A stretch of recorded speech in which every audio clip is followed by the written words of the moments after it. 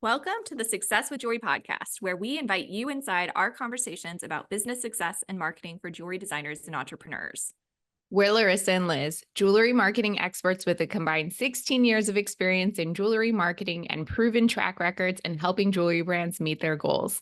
When you listen to or watch this podcast, you get an intimate and exclusive peek behind the curtain of all the things you wish you could know about earning success in this industry. Welcome to episode 91.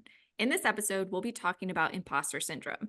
We'll be sharing how it affects us and tips for overcoming these feelings. In the bonus content, we'll be discussing some of the things we're feeling insecure about in our own businesses. To get access to exclusive content as well as direct access to me and Laryssa, sign up by visiting successwithjewelry.com. Hey, Laryssa, let's get into it. This is a vulnerable topic. I know. I was telling a designer that we were recording this today, and I was like, I think I might cry. And Oh no. I'm not going to cry, but Get your tissues maybe. ready. I know. Maybe in the bonus content, I might cry. But she was also saying, and this is somebody who has like their business together on the outside. Like you're like, oh, this gal has got it going on. She's like, I have imposter syndrome. I'm very excited to hear this. And I know a lot of designers out there or business owners have this because it's hard. You work for yourself. Totally. And I think there are so many different shades of it too, different ways that it looks like and manifests. So we're going to share our own experiences as well so that you can kind of like connect that to something real. And hopefully not feel alone because you're not. And I do want the caveat to this episode to say that we are not mental health experts, but we are always advocates for getting help and talking to a professional. Always, always. Talk to Definitely. somebody. I'm in therapy. We support it, but we are not mental health experts. No, not even close. Not even close. Nope. So first let's start with like, what is imposter syndrome? And it is the condition of feeling anxious and not experiencing success internally, despite being high performing in external and objective ways. So like being successful and like having clear things happening that are good and positive, but not feeling that. And it's really like this feeling of being a fraud almost. I think it happens a lot when you haven't yet figured out really what success means to you individually, because unfortunately, in this society in America, success tends to like look a certain way. And we see it on Instagram a lot. Like you got the designer bags, you're driving the fancy car, you have this like beautiful house or whatever. And then even the most like intentional, thoughtful people have trouble separating themselves and their idea of success from like quote unquote like the definition of success. Yeah, I think it's extra hard when it's so easy to see what other people are doing or what, they're presenting that they're doing, but you don't know what that actually looks like in their business. I think a good example of this is like doing a trade show and like your neighbor tells you like, oh, I'm having a great show, but like, what does that mean to them? Like that could mean one order. Maybe Yeah. success to you is 5 orders. Like you don't know what people think of as success. And it's just like the comparison thing I find to be really challenging. And I get it. Like you said, with social media, if you're looking at it, it's very hard not to compare yourself with other people. It's so hard. And yeah, it's just really challenging. So why are we talking about this? I think this came up in one of our episodes. But I think it's just important to put this out here because, I've been talking to a lot of designers who are struggling right now. I think the world is a little bit nutty. I think it's hard to be a business owner now. Laryssa and I were just talking about before we hopped on about all the businesses we see closing, like a great small business in Asheville just closed. It's hard to see that kind of stuff. And that wears on your mental health. And it wears on your confidence, even if you're not realizing that's happening. That's such a good point. Yeah. And I think that it's really important to work towards overcoming it, like in small ways, like it's not like there's anything that's going to be a quick fix, but it's really important to be looking at your business like, I am selling, or I am getting these like positive reviews or testimonials or comments from clients, or these are my specific goals and I am meeting them. Like having something that's like tangible and something that you can kind of like connect back to versus like this like kind of abstract idea of success is definitely a good thing to help ground you. I see it so much with my clients, and I don't think we're necessarily even recognizing it as imposter syndrome. But what happens is like we'll come up with an idea or I'll have a recommendation, and the client will be like, oh, I could never do that because I don't have XYZ like this other person, or, I'm not there yet, or I don't have a team, or I don't have this or that. And that's usually never true. Like, I mean, maybe objectively, you don't have like a team of 10 people or you don't have $1 million in like investor money, but you can always do it in your own way. And I think that that's even more important because then you're being authentic to yourself. Definitely. I think something else that kind of holds designers back is like just this fear of judgment too, is like putting yourself out there in an authentic way is like what are people going to think about me or like what I'm doing. Yeah. The thing that I've learned in my old age, as I've I'm just kidding. But as I've become like more wiser and like maybe a little bit more comfortable in my own skin, is like some of the most successful people are the ones that are polarizing in a way.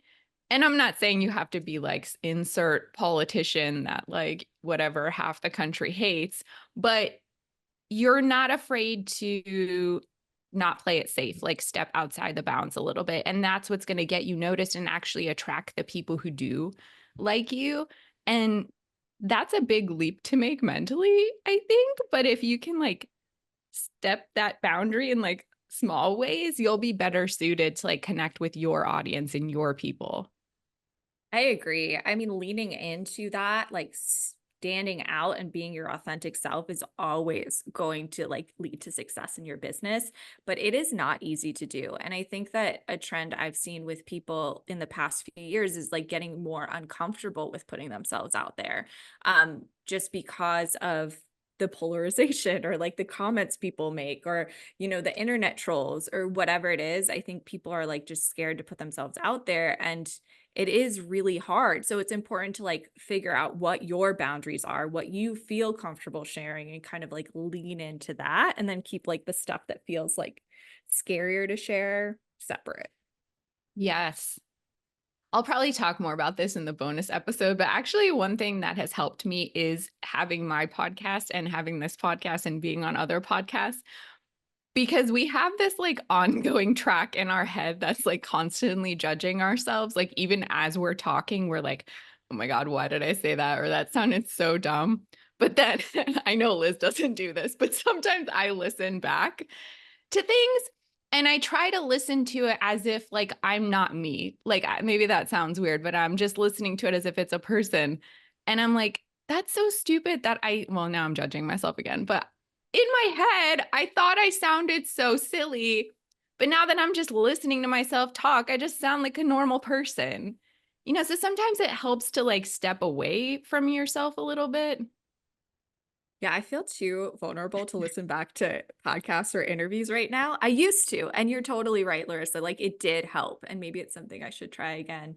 But for me, and I know this is kind of like more niche to say, but for me, like when I became a mom, I like kind of went further into imposter syndrome. I think because there's a lot Oh, of judgment for moms, like whether it's like directed at you or just like generally out there, there's like a lot of opinions. And then like when you get your kid older, you're going to the playground and stuff, like other moms are like looking at you and you're like, are they judging my parenting style? Like I think that it's hard to, and this is not to like um get, say that it's not hard for other people, but I do think it's really hard to be a mom. I do think it's really hard to be a woman in business, period. Like, I think yeah. it's just hard and more challenging.